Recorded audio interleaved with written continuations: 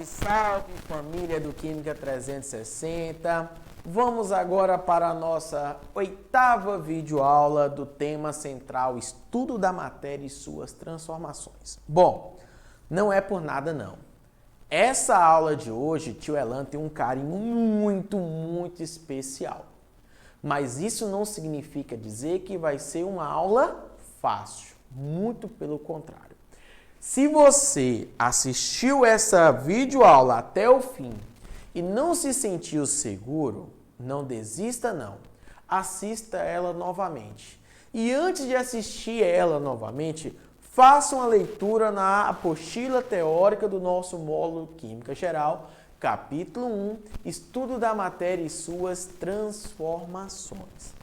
Essa aula costuma ser um divisor de água na vida do vestibulando. É uma aula onde vamos aprender conceitos e aplicá-los na prática do cotidiano, beleza? Então vamos lá. O nosso tema central é influência da pressão na mudança de estado físico. Influência da pressão na mudança de estado físico. Se estou falando de mudança de estado físico, eu estou falando da mudança do sólido para o líquido, do líquido para o gasoso. Se eu estou falando do sólido para o líquido, eu estou falando de um fenômeno denominado de fusão. De fusão. Temperatura de fusão. Temperatura a qual há uma mudança do sólido para o líquido e vice-versa.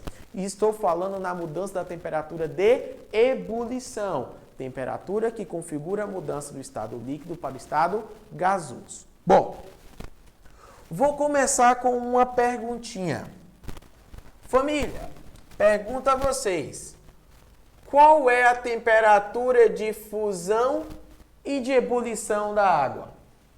Pausou? Pensou. E certamente algum de vocês pensou errado. Por quê? A minha pergunta foi qual é a temperatura de fusão e ebulição da água? Não tem resposta. Para essa minha pergunta, você não tem resposta. Por quê, tio Elan? Porque para você saber qual é a temperatura... Ah, tio Elan, não é 0 e 100, não aprendi que é 0 e 100. Opa, você só não está aplicando esse aprendizado de forma correta. Para você saber qual é a temperatura de fusão e a temperatura de ebulição da água, você primeiro precisa saber qual é a pressão do ambiente a qual essa água está inserida. Porque a temperatura de fusão e a temperatura de ebulição da água, assim como qualquer outra substância, depende da pressão. Ah, tio Elan, agora tudo fez sentido. Então, eu só posso dizer que a temperatura de fusão é 0 graus e a temperatura de ebulição é 100 graus se a água estiver em um ambiente cuja pressão é de 1 atm. Pressão a qual é encontrada em ambientes a nível do mar, a locais a qual se encontra a nível do mar. Ao nível do mar, a temperatura de fusão da água é 0 e a temperatura de ebulição é 100. No entanto, quando a água estiver inserida em um ambiente cuja pressão é diferente de 1 atm, essa temperatura de fusão não será mais 0 e não será mais 100. Será uma temperatura diferente de 0 e diferente de 100. E o que vamos aprender na nossa aula de hoje? Se a pressão do ambiente for maior do que 1 atm, essa temperatura de fusão será maior do que 0 ou menor que 0? E a temperatura de ebulição? Vai aumentar ou vai diminuir? Então, essa variação de maior, menor que 0, maior, menor que 0 e 100 vai depender da pressão do ambiente. Então, aqui se configura dois cenários. O que acontece com a temperatura de fusão e a temperatura de ebulição quando o ambiente estiver em uma pressão superior a 1 atm? Ou seja, quando houver um aumento da pressão local.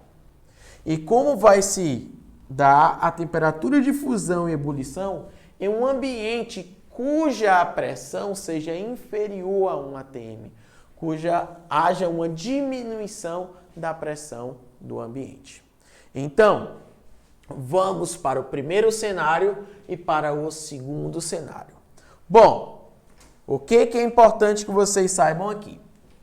Sempre que houver um aumento da pressão, ou seja, sempre que a pressão for superior a 1 atm, sempre que houver aumento da pressão do ambiente, haverá um aumento na temperatura de fusão e haverá um aumento na temperatura de ebulição.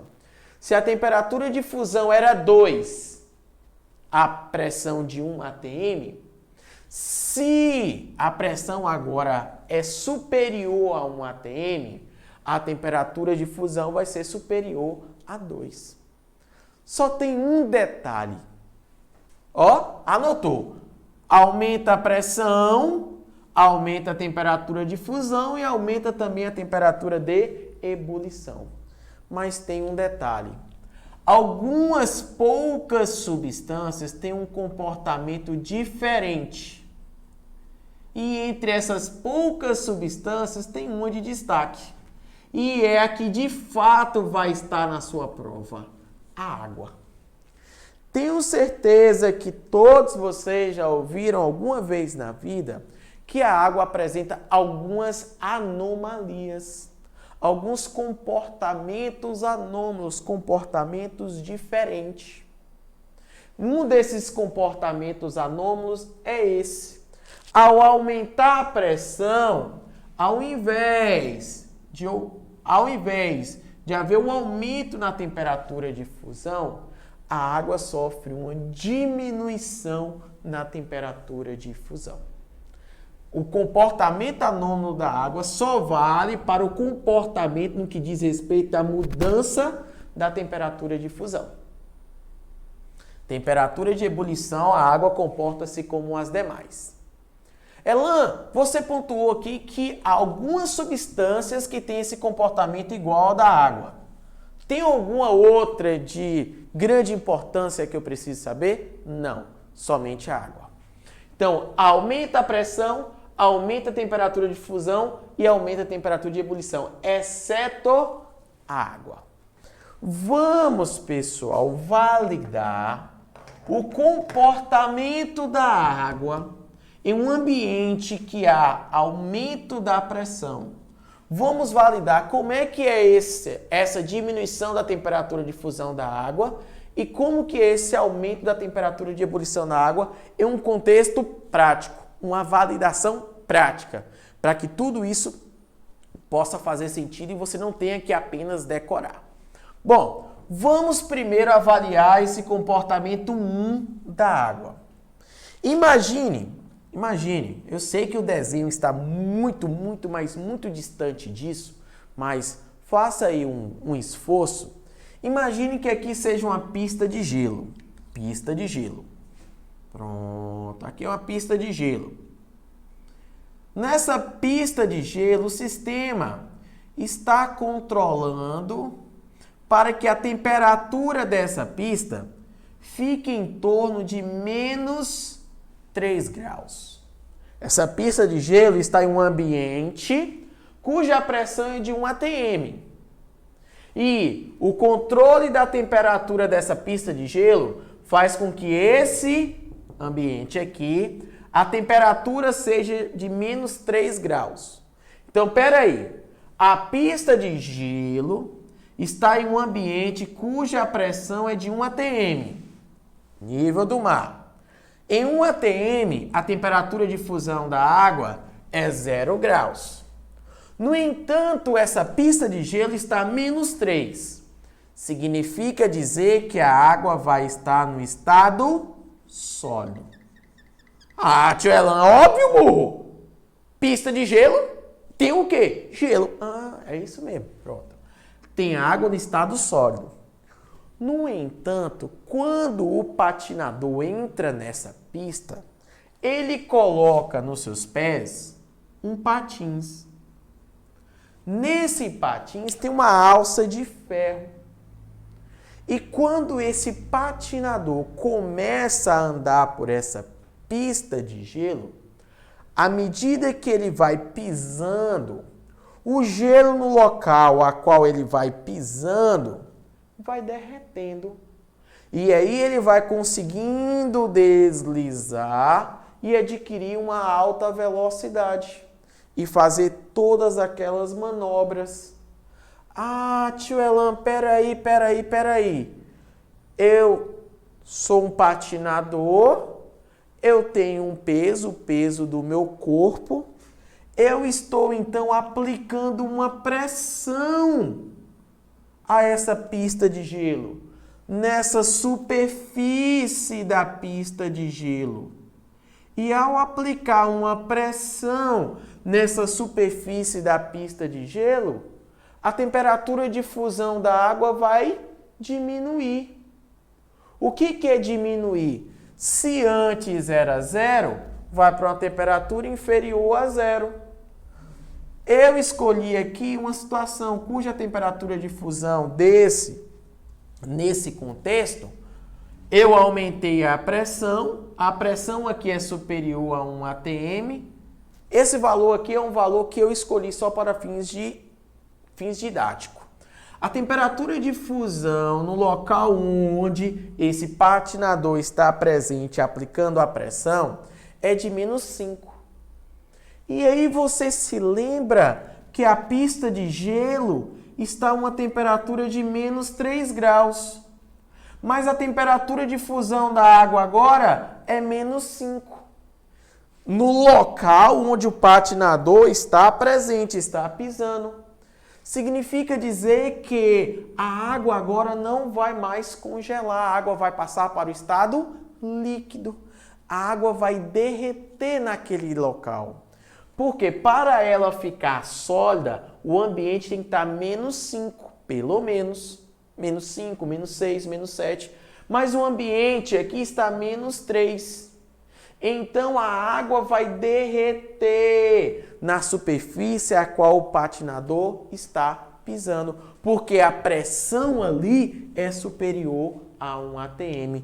E por isso que ele vai conseguir... Ah, tio Elan, então peraí, deixa eu ver se eu entendi. Então quando o patinador sai do local, a pressão volta a ser 1 atm, a temperatura de fusão da água volta a ser 0 e a água volta a congelar. É isso mesmo? É isso mesmo, jovem. Enquanto o patinador está passando pela pista, no local que ele está passando, está aumentando a pressão, abaixando a temperatura de fusão, o gelo derretendo. Ele saiu do local, a pressão volta ao normal e a temperatura de fusão da água volta a ser 0 e, consequentemente, a água volta a congelar. Beleza? Validação do tópico 1. Validação do tópico 2. Esse tópico 2 é muito, mas muito cobrado nos processos seletivos de modo geral. Panela aberta. Vamos imaginar uma panela aberta e uma panela de pressão.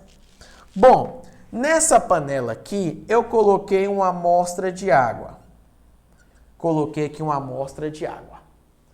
Estou considerando esse cenário aqui a nível do mar, um ambiente normal, como a minha casa aqui nesse momento. Bom, essa água, ela está recebendo uma força que a empurra para baixo. Essa força está empurrando ela para baixo. Essa força é chamada de pressão atmosférica. Uma camada de gases que está sobre nossos corpos que empurra as moléculas de água para baixo. Beleza? Mas aí, eu começo a aquecer essa água. Começo a aquecer, até que ela atinge uma temperatura de 100 graus. Quando ela atinge uma temperatura de 100 graus, as moléculas de água adquirem também uma pressão, chamada de pressão de vapor. E essa pressão de vapor faz com que as moléculas de água queiram sair, queiram subir. Então, presta atenção, a água nessa panela aberta, ela começa a evaporar. O que é evaporar? As moléculas de água passar do estado líquido para o estado gasoso. As moléculas de água começam a subir para a superfície quando a sua pressão de vapor for superior à pressão atmosférica. E para que a pressão de vapor da água seja superior à pressão atmosférica, é preciso que ela alcance uma temperatura de 100 graus. E, ao atingir a temperatura de 100 graus, ela começa a passar do líquido para o gasoso. Por isso que chamamos de temperatura de ebulição. A temperatura de ebulição é a temperatura a qual a água atinge uma pressão de vapor igual ou até mesmo superior à pressão atmosférica, que permite com que ela saia do estado líquido para o estado gasoso. Pronto, tio Elan. Então, peraí, tio Elan. Então, eu vou colocar o alimento aqui. O alimento vai cozinhar. No entanto, quando a água atingir esses 100 graus, essa água vai evaporando e ela vai diminuindo. Aí eu preciso perceber se meu alimento já está cozido ou se eu preciso colocar mais água. É isso mesmo. Agora, vamos imaginar um outro cenário. Essa panela aqui é aberta. Aqui agora temos uma panela de pressão. O que temos de diferente aqui? Bom, preste atenção. A pressão atmosférica é a mesma. A pressão de vapor que a água vai possuir ao atingir os 100 graus é a mesma. Mas, se liga, quando a água atinge os 100 graus, que a pressão de vapor se iguala à pressão atmosférica, a água começa a evaporar. A água começa a passar do estado líquido para o estado gasoso. Mas a água fala, tô indo embora. Mas ela acaba se lascando. Porque essa panela é fechada. As moléculas de água vão ficando aqui na superfície. Vão se acumulando aqui na superfície. Chega um momento que tem tanto vapor de água aqui dentro dessa panela, que esse vapor de água começa a exercer uma pressão nas moléculas de água que ainda não evaporou. Ah, tio Elan, peraí. Já tinha pressão atmosférica. Para vencer a pressão atmosférica, a água tinha que atingir os 100 graus. Só que agora a pressão aqui dentro da panela não é só a pressão atmosférica. Você tem uma pressão porque tem várias moléculas de água que está ocupando aquele espaço e empurrando as outras moléculas de água para baixo. Houve um aumento da pressão. Então, as moléculas de água que aqui ainda permaneceu não consegue mais evaporar a 100 graus. Ela agora só vai evaporar a 110, a 120. A água que ainda falta para evaporar, ela vai ter que ter agora uma pressão de vapor ainda maior. Porque a pressão que está empurrando para baixo era bem maior do que se tinha aqui antes. A pressão aqui dentro dessa panela foi aumentada. Houve um aumento da pressão e, consequentemente, um aumento da temperatura de ebulição. Então, o alimento na panela de pressão irá entrar em contato com a água mais quente. O alimento na panela aberta, o máximo que ele consegue entrar em contato é com a água a 100 graus. Agora, na panela de pressão fechada, ele consegue entrar em contato com a água até 120 graus. Ah, tio Elan, é por isso então que se eu colocar um feijão na panela aberta e se eu colocar um feijão na panela de pressão, ele vai cozinhar mais rapidamente. Porque o feijão entra em contato com a água mais quente. Mas tio Elan, peraí. Ô, véi, esse vapor vai ficando aprisionado aqui. Chega uma hora que não pode dar merda, não? Pode. Mas aqui tem um pino, tem uma válvula. Quando a pressão dessa panela, quando a pressão interna dela for muito grande, o que acontece com essa válvula? Ela sobe, ela suspende para diminuir a pressão interna dessa panela. Ah, tio Elan, agora tudo faz sentido. E faz sentido também o seguinte, tio Elan, eu já ouvi casos de panela de pressão explodir. E eu já entendi. A panela de pressão só vai explodir se essa válvula não estiver funcionando, se ela estiver entupida, algo que impeça ela de diminuir a pressão interna de dentro da pressão, de dentro da panela de pressão. Você está bem demais, brocando demais. Essa aula foi um pouquinho mais extensa, tio Elan precisa dar uma hidratada. Bom, se você pegou isso aqui, você já entendeu isso aqui. Se ao aumentar a pressão, se eu comparar um ambiente com um ATM e um ambiente cuja pressão é superior a um ATM, haverá um aumento da temperatura de fusão e haverá um aumento da temperatura de ebulição. E caso haja uma diminuição da pressão, ou seja, caso eu tenha um ambiente cuja pressão é inferior a 1 atm, aqui não tem nenhum comportamento anômalo não, nenhum comportamento diferente não, nenhum comportamento estranho não, tá bom? Ao diminuir a pressão, haverá uma diminuição da temperatura de fusão e haverá uma diminuição da temperatura de ebulição. Bom, a prova do Enem já cobrou uma questão bem bacana para o aluno entender isso aqui.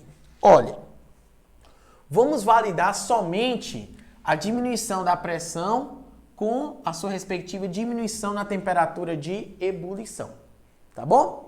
Bom, veja bem. Temos aqui uma amostra de água. Coloca-se ela e aquece até uma temperatura de 100 graus. 100 graus é uma temperatura suficiente para ela começar a entrar em ebulição. Eu pego uma seringa e pego essa amostra de água e sugo ela. Pego minha seringa com o êmbolo, encosto próximo ao copo e puxo ela. Eu percebo que, ao puxar o êmbolo e deixá-lo ele na metade da seringa, a água para de ebulir, para de evaporar. Por quê? Porque quando o êmbolo está aqui na metade da seringa, eu estou proporcionando um aumento da pressão. Ao aumentar a pressão, eu aumento a temperatura de ebulição. A água aqui agora já vai evaporar a uma temperatura superior a 100. Então, aqui nessa seringa, isso tudo de forma momentânea, de forma tudo imediata. A água nesse início, ao puxar um êmbolo e deixá-lo somente na metade, ela vai parar de evaporar, porque a pressão aqui dentro está superior a 1 atm.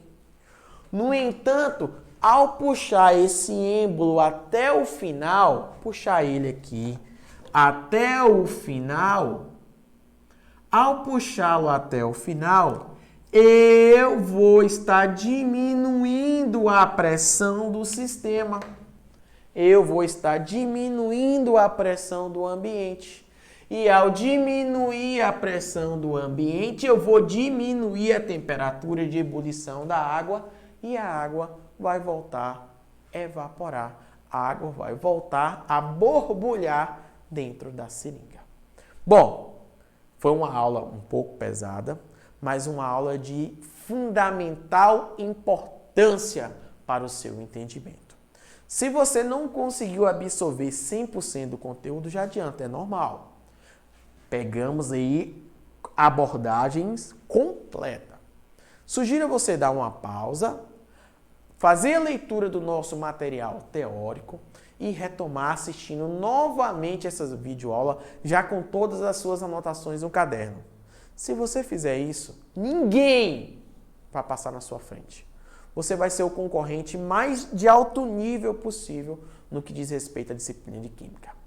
Tio Elan está mandando um beijo no seu coração e dizendo: não desista do seu objetivo. Papai do céu tem um propósito muito grande na sua vida. Se você está aqui assistindo essa videoaula, é porque você está fazendo a sua parte. E a sua hora há de chegar. Beijo, beijo, fique com Deus.